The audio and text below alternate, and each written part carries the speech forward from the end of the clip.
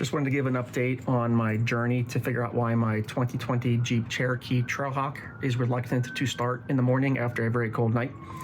I have a video down below that details this process, but in a nutshell, after a night of temperatures that are below 15 degrees Fahrenheit, my Jeep does not want to stay started in the morning.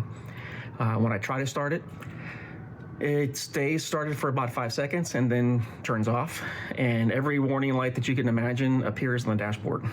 I took it to a Jeep dealership and they tested the battery and it passed, and they kept it overnight, and the next morning it started for them. So I went and got it because they can't fix a problem they can't see. But it will stay started after I jump it. And it'll stay started for the rest of the day until the next time the temperature overnight will drop below 15 degrees Fahrenheit. So frustrated, I went to another Jeep dealership who actually heard of this problem and said I needed a new fuse. This is the fuse they replaced. It's in the K1 position. It is the starter solenoid. But by this time, winter was just about over, and there were no more cold nights here in Pennsylvania on the horizon until 10 months later, when last week we had our first cold blast. And again, the Jeep wouldn't start, same problem.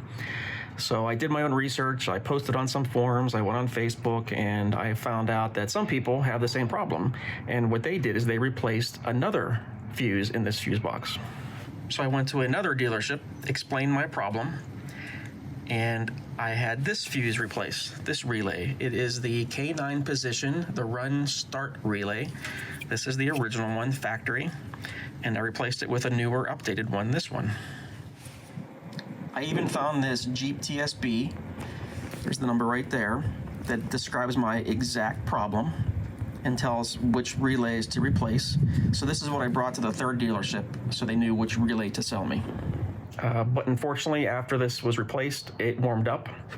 So I can't test to see if this actually solved my problem, but it's only January, so I'm sure there'll be another cold night coming up, and I'll keep you posted in the description below, so keep checking back. Even though the car is still under warranty, I had to buy this relay because they won't give me a relay under warranty unless they went through and tested it, and I had to make an appointment, and I already been through that and I don't want to do it again, so I just bought the relay. It was about $45, so we'll see how it goes.